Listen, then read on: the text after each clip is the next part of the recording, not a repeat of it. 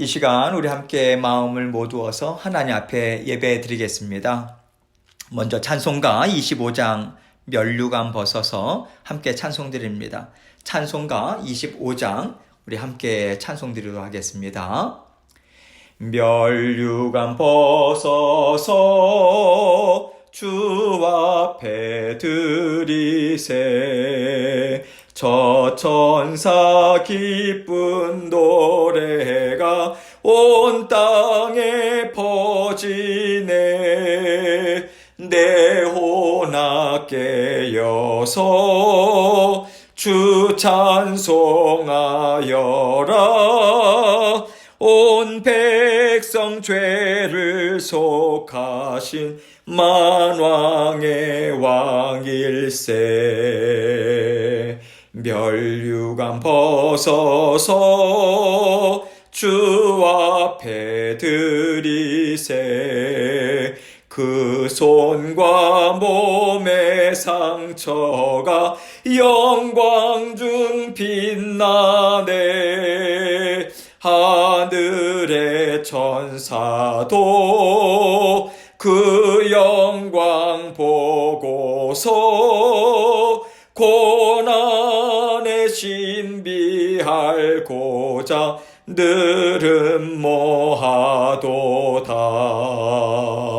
면류관 벗어서 주 앞에 드리세 온 세상 전쟁 그치고 참 평화 오겠네 주 보좌 앞에서 온 백성 엎드려 그 한량없는 영광을 늘 찬송합니다.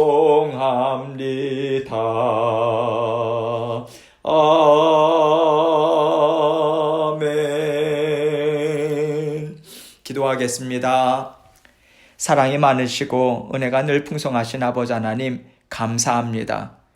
오늘도 주님의 은혜로 저희에게 새로운 하루를 허락해 주셨습니다.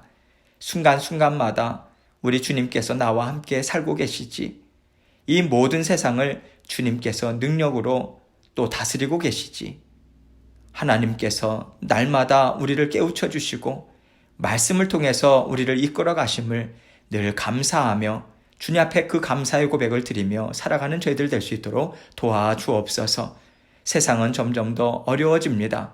그러나 아버지 하나님의 도우심과 주님의 사랑하심은 변함이 없으시고 늘 아버지 저희의 일거수일투족을 살피시며 함께 동행해 주셔서 감사합니다. 모든 것 주님께 다 내어 맡기고 주님과 힘있게 전진해 나갈 수 있도록 도와주시고 낙심과 절망이 아니라 주님의 말씀으로 새로운 힘을 날마다 공급받으며 하나님께 감사함으로 힘있게 살 수 있습니다. 주님이 우리와 함께 하십니다. 더욱더 애써서 주님과 함께 즐거움과 기쁨으로 평안함 가운데 살아가겠습니다. 아버지 하나님 날마다 결단하는 저희들 될 수 있도록 실천하는 저희들 될 수 있도록 은혜 베풀어 주옵소서. 오늘도 말씀을 통해서 저희 각자에게 들려주시고자 원하시는 주님의 귀한 음성 듣게 하여 주시고 아버지 하나님께서 또 전하는 저의 입술, 마음, 생각 붙잡아 주시고 모든 성도님들의 또 마음도 함께 하여 주셔서 동일한 은혜로 묶어주시고 주님의 풍성한 은혜 나누는 이 시간 될 수 있도록 도와주옵소서. 예수 그리스도의 귀하신 이름으로 기도합니다. 아멘. 우리 함께 하나님 말씀 봅니다. 베드로전서 4장 7절로 10절 말씀입니다. 베드로전서 4장 7절로 10절 말씀. 제가 읽겠습니다. 만물의 마지막이 가까이 왔으니 그러므로 너희는 정신을 차리고 근신하여 기도하라.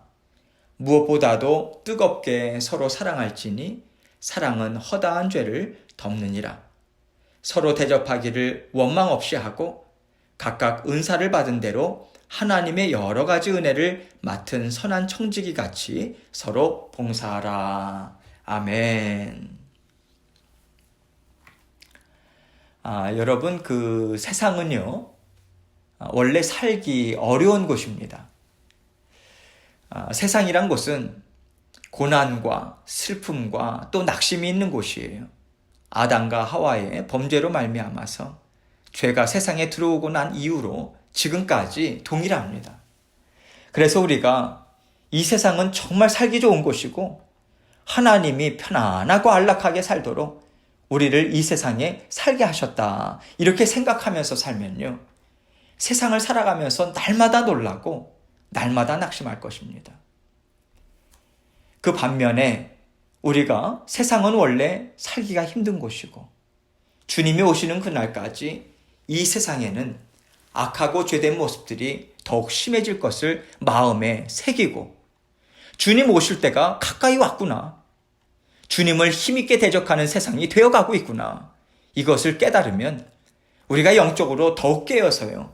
마음의 준비를 하며 살아갈 수 있는 것입니다. 이런 맥락에서 오늘 본문 말씀은 우리가 이 세상을 이와 같은 지혜로 살아가야 한다는 것에 대해서 한 절 한 절 확신을 더해주고 있어요. 먼저 7절 말씀을 봅니다. 만물의 마지막이 가까이 왔으니 그러므로 너희는 정신을 차리고 근신하여 기도하라. 만물의 마지막이 가까이 왔으니 여러분 우리는 주님이 다시 오실 날이 점점 다가오고 있음을 깨달으면서 살아야 돼요. 이것을 이해하고 이 세상과 이 시대를 보아야 합니다. 그럴 때 우리가 어떻게 살아야 하는가? 베드로는 너희는 정신을 차리고 이렇게 말하죠. 왜 정신을 차려야 할까요? 세상이 끊임없이 변하고요. 세상의 어려움과 악함이 정신을 차릴 수 없이 막 몰려오기 때문이죠. 그래서 우리가 그 몰려오는 일이 있을 때마다 이 일은 또 뭔가? 이 악한 세상에서 어떻게 살아야 할까? 이 생각에 사로잡히다 보면요. 주님이 다시 오신다. 하나님은 이 일들을 통해서 주님 오시는 그날을 준비하고 계시다. 이 생각을요, 놓쳐버려요. 우리가 이 생각을 하지 못합니다. 그러면 우리는 하나님이 지금 여전히 우리와 함께 하시는 삶을 살고 계심에도 불구하고 그 함께 하시는 삶을 인식도 못하고요. 악이 다스리는 세상에 그저 함몰되어서 살게 되는 거예요. 이런 의미에서 만물의 마지막이 가까이 왔으니 그러므로 너희는 정신을 차리고 이 말씀은요. 악이 다스리는 세상에 너무 몰입해서 살지 말아라. 정신을 차려서 지금 하나님이 세상을 다스리고 계심을 너희 눈으로 마음의 눈으로 보고 또 주님이 다시 오실 날을 하나님이 준비하고 계심을 깨달아 알면서 살아라. 여러분 이 말씀을 전하고 있는 거예요. 또 근신하여 이렇게 말하죠. 근신한다라고 하는 것이 무슨 뜻이겠습니까?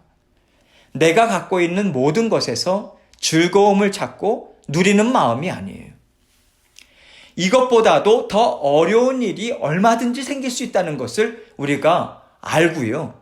마음의 대비를 하면서 살아가는 것, 그것이 근신하면서 사는 거예요. 근신하는 거예요. 근신은 마음을 마구 풀어놓고 마음껏 즐기고 즐거워하는 것이 아니라 항상 하나님이 주신 마음을 잘 붙잡고 자신을 잘 다스리고 절제하며 살아가는 것을 말하는 것입니다. 이렇게 정신을 똑바로 차리고 또 이 세상이 악으로 계속해서 치달을 것을 알고 마음을 다스리면서 세상의 즐거움에 대해 절제하면서 우리가 해야 할 것이 무엇인가요? 베드로는 기도하라 이렇게 권면합니다. 왜 기도해야 할까요? 우리는 기도를 통해서 하나님이 주시는 마음으로 체험을 받을 수 있기 때문입니다. 기도는요, 성령님과 함께 갖는 풍성한 교제의 시간이에요. 이때 성령님이 기도를 통해서 주시는 것이 무엇일까요? 하나님의 마음입니다. 성령의 열매들입니다. 그래서 우리가 성령님과 기도를 통해서 자주 만나고 친하게 기도를 통해서 교제하다 보면요. 우리는 하나님의 마음과 성품을 닮아갑니다. 여러분, 하나님과 교제하는 것이 기도다라고 하는 것은 우리가 간혹 가다가 하나님 앞에 또 원하는 것을 하나님 앞에 일방적으로 쏟아붓고 간절한 마음으로, 왜냐하면 시간이 다급하고 하다 보니까 우리가 하나님 앞에 간절하게 부르짖고, 그거 기도 맞습니다. 그런데 여러분, 기도는 기본적으로 하나님과 영적인 교제를 나누는 거예요. 나의 생각이 어떠한지 주님 앞에 아뢰고, 또 주님의 말씀을 우리가 읽고 묵상하면서 성령님은 깨닫게 해주시잖아요. 하나님이 지금 가지라고 하는 마음과 내가 지금 살아가고 있는 마음이 부딪힐 때 어떤 마음을 가지고 살아갈 것인가 성령님께서 알려주세요. 깨닫게 해주세요. 하나님의 마음을 우리 성령님께서 또 깨닫게 해주시고, 또 예수 그리스도의 그 성품, 성령의 9가지 열매, 이러한 것들을 풍성하게 맺을 수 있도록 또 하나님께서 우리를 꾸준히 만지시고 우리의 영을 다듬어 가시는 시간이 기도의 시간입니다. 그래서 우리는 기도의 시간을 통해서 하나님과 마음을 주고받고, 내 어려운 것도 하나님께 토로하고, 이해가 안 되는 상황이면 또 하나님께 여쭙기도 하면서요, 하나님의 마음을 우리는 깨달아 알아가게 됩니다. 그 마음이, 하나님의 마음이 우리의 마음이 돼요. 기도는 이렇게 우리가 성령님과 함께 생각을 주고받으면서 하나님의 마음, 하나님의 지혜를 받아들이는 시간이죠. 이런 맥락에서 7절 말씀은 이 마지막 때에 어떻게 살 것인가에 대해서 정신을 똑바로 차리고 마음을 항상 깨어서 다스리면서 하나님과 깊은 영적 교제, 기도를 통해서 하루하루 잘 살아가야 한다. 이것을 분명하게 가르쳐주고 있습니다. 계속해서 8절을 보겠습니다. 무엇보다도 뜨겁게 서로 사랑할지니 사랑은 허다한 죄를 덮느니라.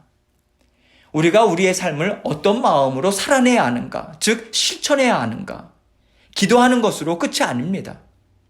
기도는요, 우리가 이 땅에서 삶을 잘 살아가기 위한 올바른 마음, 능력을 우리가 공급받는 시간이에요. 우리가 그것을 갖는 시간입니다. 우리가 영적으로 깨어서 마음을 잘 다스리게 됐어요.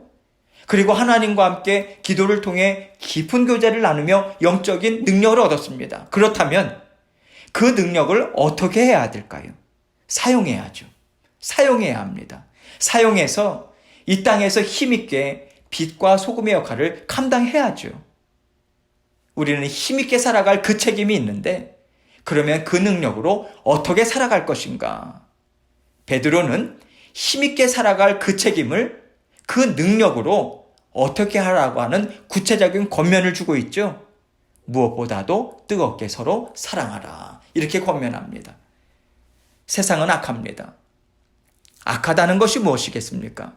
사람의 마음도 악하다는 거예요. 자, 악해지죠? 점점 더 악해지죠? 그러면요, 그것은요, 무엇을 이야기한다고요? 사람의 마음도 점점 더 악해져 간다. 이것이죠. 그러면 사람의 마음, 악함을 보여주는 대표적인 것이 무엇입니까? 사랑이 없어져요. 사랑이 차갑게 식어지는 것입니다. 잘해줘도 고마운 건 모르고요, 서로 원망과 시비만 있는 마음을 갖게 되는 거예요. 이것을 우리가 알아야 하고요. 그래서 우리가 해야 할 것은 사랑하는데 뜨겁게 사랑해야 한다는 거죠. 왜냐하면 마음이 너무 차가우니까. 적당히 사랑해서는 이 차가운 마음이 데워지질 않기 때문이에요.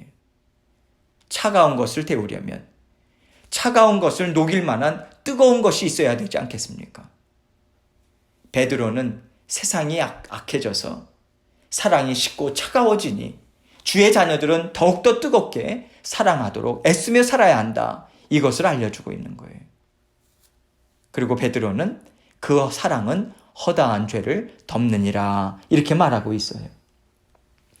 뜨겁게 사랑한다는 것이 무엇인가요? 우리가 서로의 허물을 덮어주는 것입니다. 내 마음에 들지 않는다고 해서 왜 그렇게 했느냐? 너무 따지지 않는 거예요. 그럴 만한 이유가 있겠지. 저 사람의 생각과 내 생각이 지금 다른 것 같은데 지금 하나님이 저 사람과 나의 관계도 간섭하고 계시지 하면서요, 하나님 앞에 이 모든 어려움들을 올려드리는 거예요.